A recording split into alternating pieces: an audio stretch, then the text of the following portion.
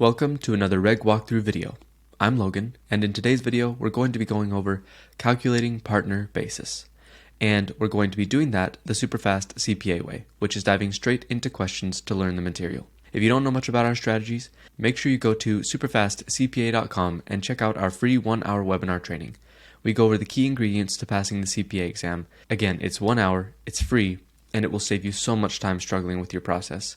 Go check it out, the link will be in the description. Also, if you like the idea of going through questions as your main learning material, make sure you check out our SuperfastCPA app, where we not only have audio notes, review notes, follow-along notes, but we also have 5-question mini quizzes that you can easily access on your phone all throughout your day so that you can continue practicing. With all that said, let's dive straight into the questions. Now, if I don't sound too good, I am coming down with a cold, sorry about that, but let's go ahead and look at the first question here. Elena is a 25% partner in the NOP partnership. The following is an excerpt from the NOP's income statement for the year.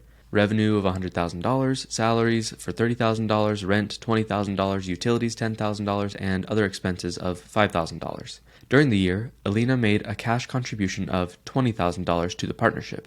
Calculate Elena's basis in the partnership at the end of the year if her starting basis was $40,000. Okay, this is the first question. You may not really know how to calculate partnership basis, so we're going to dive straight into the answer to learn how this works. Okay, and the answer is $68,750. So this is the walkthrough of the calculation. We start with her basis of $40,000, and then you calculate the net income, so you take the revenue less the total expenses, and that was $35,000, and you take her percentage share of the partnership, or percentage share of that income, and that is an increase to her basis. And then also, when she contributed cash to the company, that also raises her basis. So you take the $40,000 starting basis, add in her share of income, and add in the cash contribution that she gave to the company, and that leaves you with $68,750. All right, pretty simple. The partner's share of income or loss from the partnership, that changes their basis, and if they contribute more cash to the partnership, then that also increases their basis. Let's go to the next question. All right, here is question 2. Mariana is a 40% partner in the TQR partnership. At the start of the year, her basis in the partnership was $8,000. During the year, TQR earned $25,000 in ordinary business income and $5,000 in interest income. The partnership also took a deduction of $3,000 for business expenses. At year-end, the partnership distributed $10,000 among the partners. What is Mariana's basis in the partnership at the end of the year? Okay. This is pretty similar to what we just did, and honestly, even though there's a distribution instead of a contribution, you could probably figure this out. So go ahead, pause the video, see if you can figure out the correct answer based off of what you learned from the first question, and when you're ready, come back and we will look at the answer. Okay, and here is the answer, $14,800. Again, it's very similar. Start with the starting basis of $8,000, then you take her share of the ordinary income, the interest income, the expenses, and her share of the distribution, and you add that all together / subtract what needs to be subtracted, and that gives you that ending basis.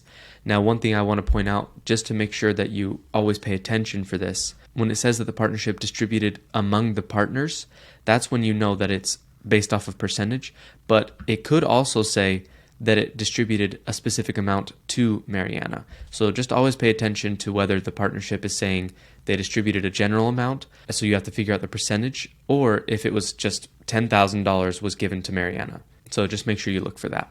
But again, not too complicated.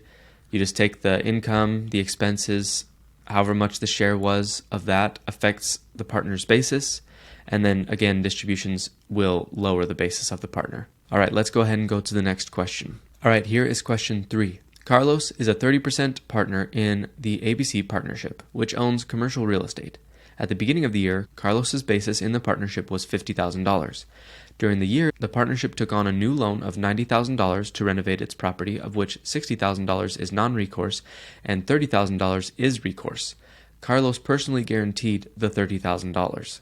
There were no other distributions, and the partnership's operations broke even for the year. Calculate Carlos's basis in the partnership at the end of the year considering these liabilities. Okay, this is something new.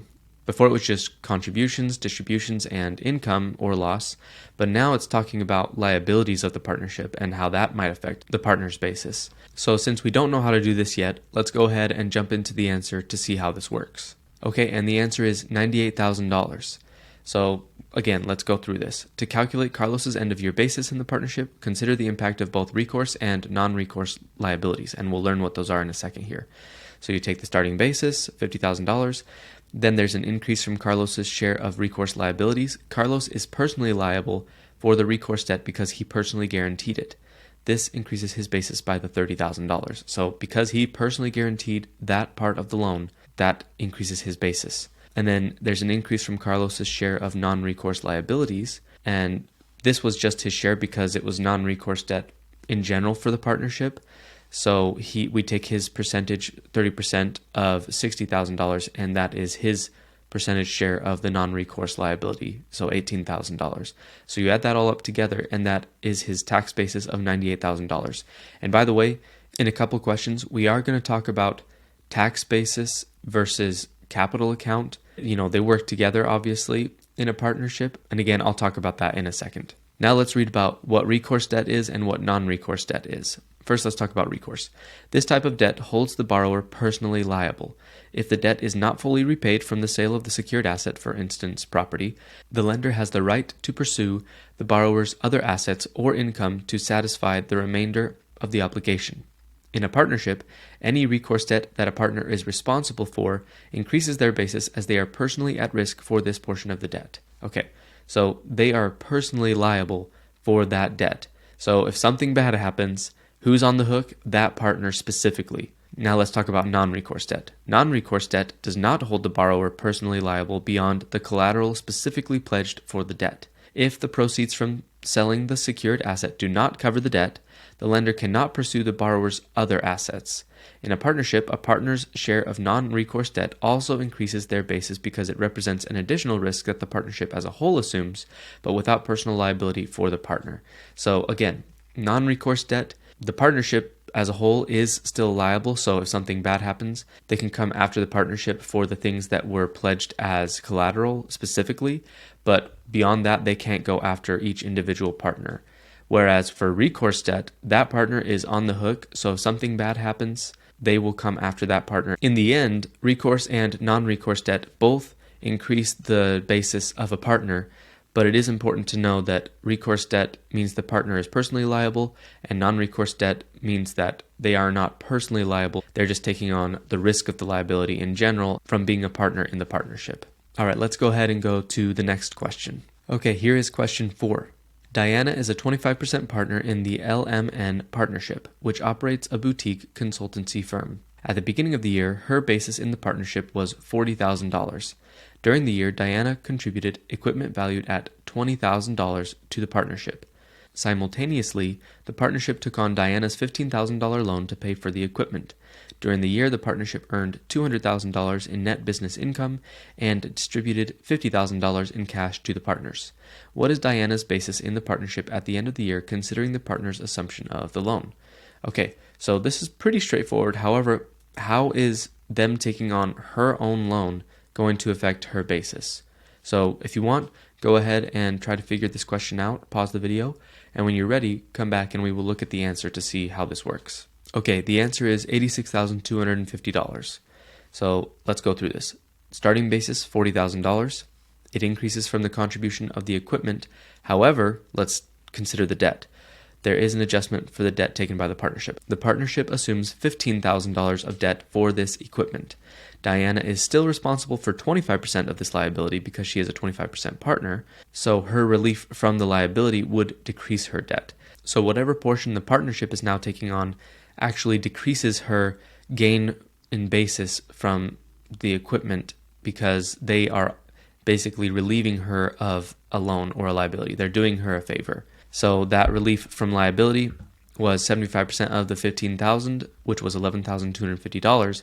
You subtract that from the equipment contribution of $20,000. So in the end, she actually only gains a basis of $8,750 from donating that equipment. And then there's the increase from the share of business income, which was $50,000, and a decrease from the general cash contributions that was mentioned. And so that leaves her with a basis of $86,250. Okay, let's go to the last question in the video. All right, here is question 5.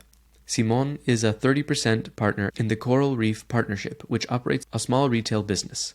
The partnership's financials for the year are as follows. Capital contributions. Simone contributed $25,000 during the year.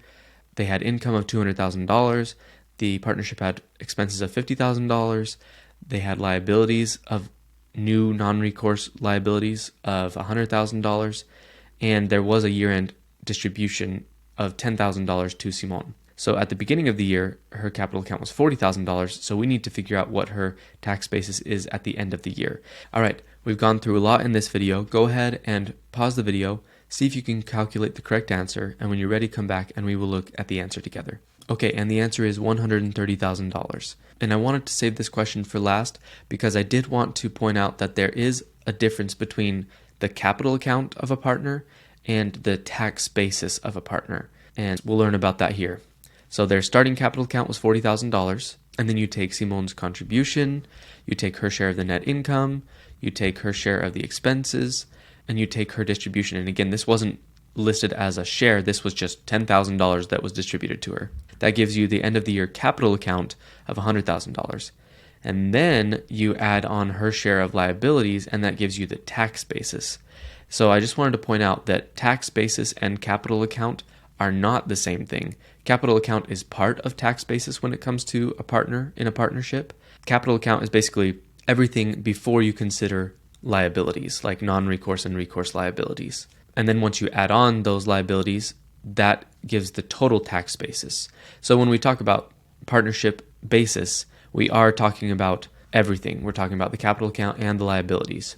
But if you hear capital account, you're not considering the liabilities yet. I just wanted to make sure that you know that. All right, we've gone through all the questions. To finish out this video, let's do one more part of the SuperfastCPA strategy, which is something called pillar topics. Now, the idea behind pillar topics is as you're going through the questions to learn the material, you will notice things, you will notice topics and concepts that are obviously important according to your review course.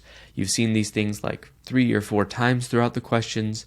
You've done multiple calculations to learn how to do this topic or concept, so you know it's important.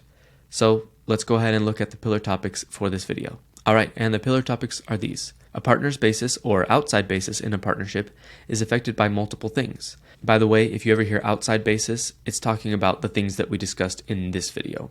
There is inside basis for a partner, but we didn't really cover that. If you ever see outside basis, it's what we discussed in this video. It increases or decreases based off of the partner's share of ordinary income or loss, separately stated items, contributions and distributions, tax-exempt income and non-deductible expenses, and last, by the partner's share of liabilities. And again, technically, everything before the share of liabilities is the partner's capital account, and including the liabilities is the whole tax basis. If a partner contributes an asset, but the partnership takes on a liability that comes with the asset, the amount of the liability taken on by the partnership reduces the partner's basis gained from the asset. All right, those are the pillar topics for this video, and that is the end of this video. Thank you for watching. Make sure you go check out our free training webinar that we have on SuperfastCPA.com. Again, it's 1 hour, it's free, and it will save you so much time struggling with your process. Also, if you liked going through questions to learn the material, make sure you check out our SuperfastCPA app, where we have 5-question mini quizzes that you can easily take on your phone all throughout your day. If you liked this video, make sure to like it and leave a comment. I hope this was helpful, and I will see you in the next video.